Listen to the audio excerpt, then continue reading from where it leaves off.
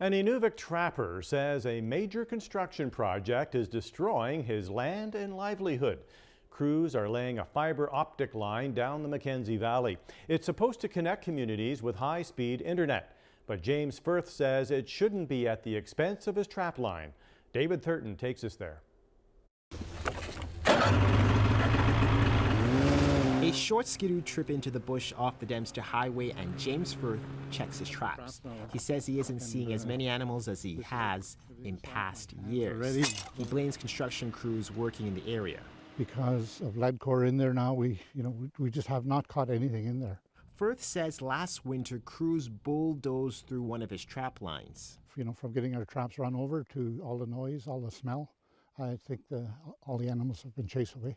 The company has already come under fire for this: erosion and exposed cables discovered by territorial government inspectors.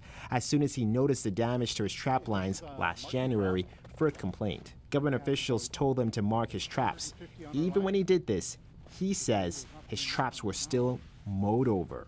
And I let them know that I'm out there, and they just went ahead and did it anyway. They just went out and bulldozed my traps over. The territorial government says it wasn't aware of any trappers in the area.